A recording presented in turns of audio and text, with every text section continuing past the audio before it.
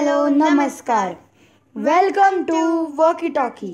Walkie talkie पॉडकास्टच्या 9व्या भागात तुमच्या सगळ्यांचं मी ध्रुव आणि मी रुचा मनापासून स्वागत करतो. रुचा, तू IPL बघते का? आज कोणाची मॅच आहे ग? आय थिंक सो KKR आणि पंजाबची मॅच आहे. काय वाटतं कोण जिंकेल?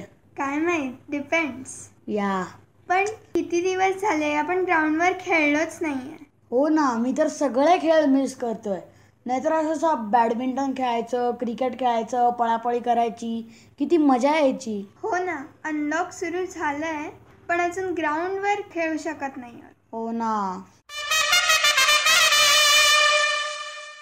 सध्या IPL चालू आहे आणि IPLमुळे आपल्याच देशात राहणारे पण विविध राज्याकडून खेळणारे खेळाडू आपल्या समोर येत आहेत.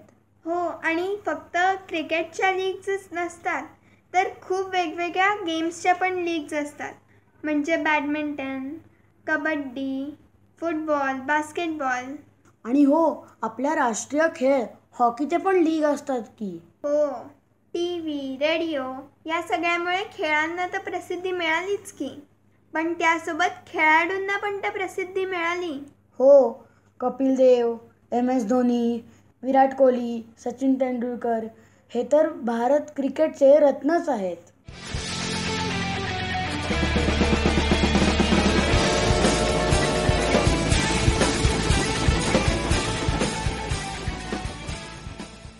तर आज आपण अशाच विविध खेळांमधल्या वेगवेगळ्या खेळाडूंबद्दल माहिती घेणार आहोत.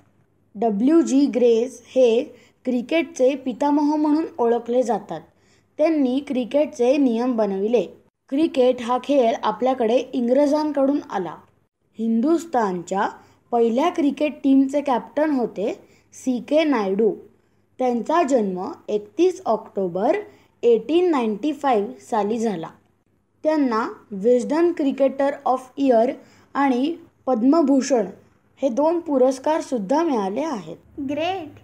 ही नावं तर मला माहितीच नव्हती. माझ्याकडे पण अशी काही नावं आहेत जे खूप चांगले स्पोर्ट्समॅन होते पण कदाचित सगळे त्यांना विसरून गेलेत. त्यातलंच एक नाव म्हणजे मिहीर सेन. त्यांचा जन्म 16 नोव्हेंबर 1930 या वेळेस झाला. ते पहिले इंडियन होते ज्यांनी इंग्लिश चॅनल पोहून पार केला 1958 मध्ये.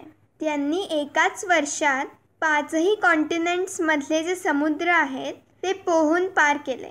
त्यांना पद्मश्री आणि पद्मभूषण हे 2ही पुरस्कार मिळाले आहेत आणि त्यांचं नाव तर गिनीज बुक ऑफ वर्ल्ड रेकॉर्डमध्ये पण आहे.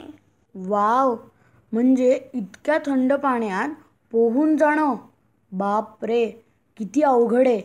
आपल्याला तर गार पाण्यात उभं राहताना सुद्धा थंडी वाजते. असेच एक खूप कमी जणांना माहिती असणारे पण आपल्या राष्ट्रीय खेळ हॉकीचे पहिले कॅप्टन किशन लाल. त्यांचा जन्म 2 फेब्रुवारी 1917 मध्ये झाला होता. स्वतंत्र भारताचे ऑलिम्पिक सुवर्णपदक हॉकीमध्ये त्यांनी आपल्याला मिळवून दिले आणि तो सामना खास होता कारण की तो सामना इंग्लंडसोबत होता आणि आपण इंग्लंडला 4-0 या स्कोरनी हरवलं. ओ, म्हणजे तो मूव्ही आलेला गोल्ड तो त्यांच्यावरतीच होता का? हो.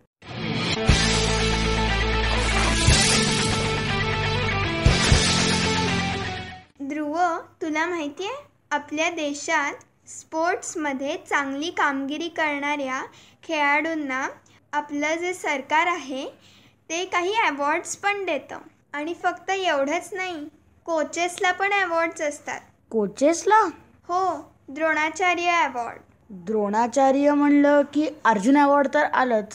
हो, अर्जुन अवॉर्ड ही एक अवॉर्ड आहे. द्रोणाचार्य अवॉर्डमध्ये 3 लाख कॅश प्राईज देतात, एक ब्रॉन्झचा द्रोणाचार्यांचा पुतळा देतात आणि एक सर्टिफिकेट देतात. आणि अर्जुन अवॉर्डमध्ये 5 लाख कॅश, अर्जुनाचा एक ब्रॉन्झचा पुतळा आणि सर्टिफिकेट मिळतं. सलग 3 वर्ष इंटरनॅशनल लेवलवर चांगली कामगिरी केली तर हे अर्जुन अवॉर्ड मिळतं. नॅशनल स्पोर्ट्स डे कधी असतो? 29 ऑगस्ट. या दिवशी मेजर ध्यानचंद यांचा वाढदिवस पण असतो. भारत सरकारने खेलो इंडिया ही संकल्पना 2018 सुरू केली. खेलो इंडिया, जी भर के खेलो, खेलो इंडिया, दुनिया को जीतो, अपने हुनर को आज दिखला भी दो, दिल से खेलो, तुम्हें वो बात है, हम सभी साथ है, दिखला भी दो. खेलो इंडियामध्ये इंटर स्कूल कॉम्पिटिशन्स होतात आणि नवीन खेळाडूंना प्रोत्साहन मिळतं. तर लवकरच आपण मैदानावरती खेळायला भेटू. तर याच नोटवर आम्ही तुमचा आजच्या एपिसोडसाठी निरोप घेतो. आणि तुम्हाला आजचा पॉडकास्ट कसा वाटला हे आम्हाला कमेंट सेक्शनमध्ये नक्की सांगा. आणि बरं का, आमच्या पॉडकास्टला सबस्क्राईब करायला विसरू नका. Bye bye.